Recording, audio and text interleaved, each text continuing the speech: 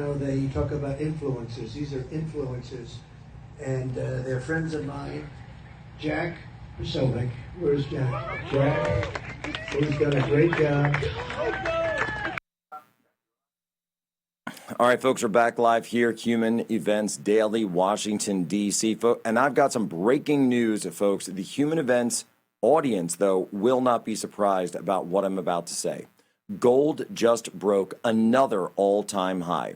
We're talking about $3,600 per ounce. We reported right here on Human Events last month that President Trump would not be tariffing gold. And ever since, gold has been on a historical tear through the commodities market, and there's no stopping the rise of gold. In fact, news out of Poland last night, and we've been talking about Poland so much lately. Well, here you go. This is why it matters. The Polish central bank, which is already the largest net importer of gold in the entire world, just came out and said they are now upping their gold reserves. So they're hoarding gold. They're going from 20% of their national reserves up to 30%. And this is the Polish central bank governor, Adam Glapiński, just put this out. Look, folks, they understand something's coming.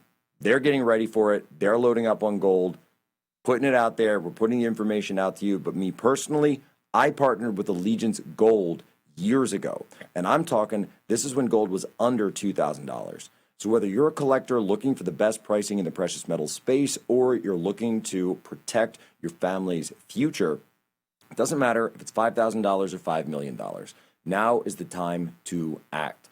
Just go to protectwithposo.com to get started.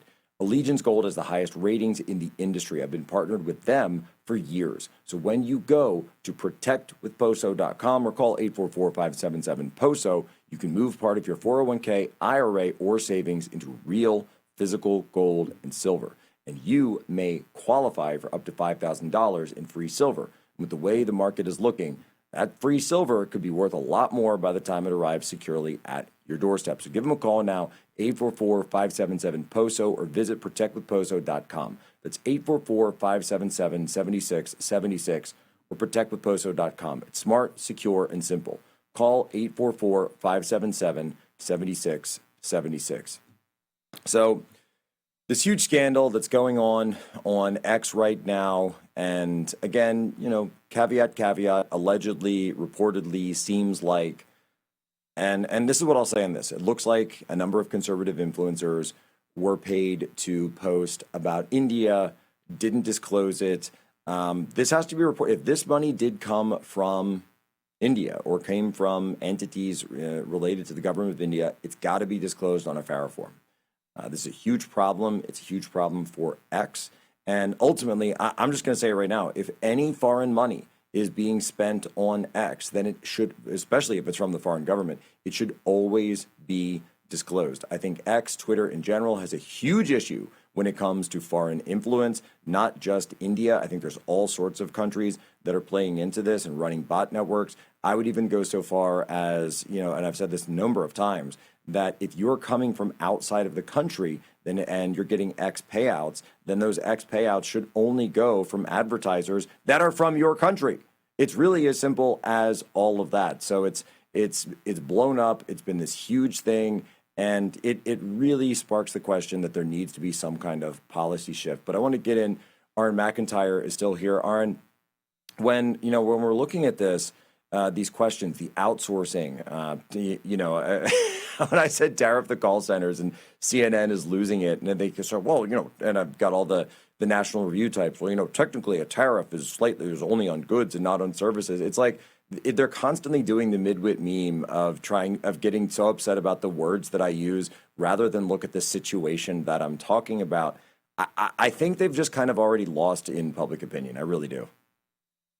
Yeah, nobody wants this, right? Like, again, most people probably know someone of Indian descent in their neighborhood. They like them. They're a nice person, but they obviously do not want to see a large number of people coming into the United States, changing up the makeup of the United States, buying up business chains, buying up hotels, taking over the trucking industry. Remember, Jack, the trucking industry used to be something that the average guy could do if he was blue collar, didn't quite make it to college, but was able to get a good living without a huge investment in something like the trades. And yet these things are being taken off the table. People know that these jobs are not just, not being done by Americans who don't want to do them. They know that there are people in their neighborhoods, in their lives, who could use these type of jobs to move forward, to ascend to the middle class. And instead, they're going to India, where they're recognizing that most of these jobs aren't even done in the United States, many are being outsourced to India. This simply hurts everyone, and it's incredibly unpopular. The only people who are shilling for this are people who are, well, ethnically connected to it, or people who are directly financially benefiting from it, and certainly not the American people or the voters.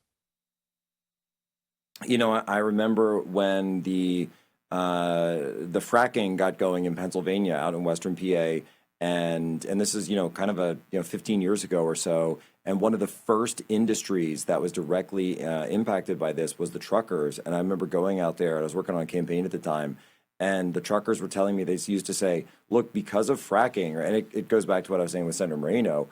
Because of fracking, now as a trucker, I can make as much as I used to do hauling loads locally here in the state, and I don't have to go all the way across the country to be able to make as much as I do, because you have a lot of small operators, people who own their own rigs, stuff like that. And the guy was telling me, now I can take my kid to school every day, and I can be there to pick him up, or at least be there at home for dinner with them. I mean, that's your social cohesion right there that we keep talking about all the time, and yet we then go and bring government in. And let's be fair, or let's be blunt.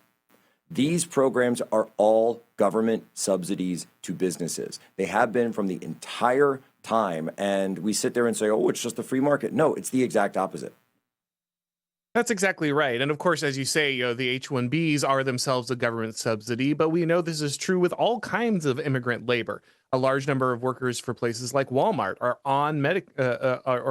are receiving benefits from the government. They're receiving food stamps or other benefits to subsidize their wages. Their housing is subsidized by Section 8. Constantly, we have the scenario where, yes, businesses are technically getting cheap labor, but all the costs are being externalized to people like us, people who are paying taxes. Again, I think about my uncle, who's a long haul trucker. He was able to make a good living for his family, even though he didn't have a large background in education or other things, because jobs like this were available. We used to have summer jobs for high schoolers, internships, things that allowed people to step up the employment ladder, get valuable experience, find ways to build that middle class life. And it's all being denied so large corporations can have subsidized cheap labor. It has to end. No, and not to mention the social effects that it has on an entire generation that doesn't have those kinds of summer jobs. Right back, Human Events Daily, Real America's Voice.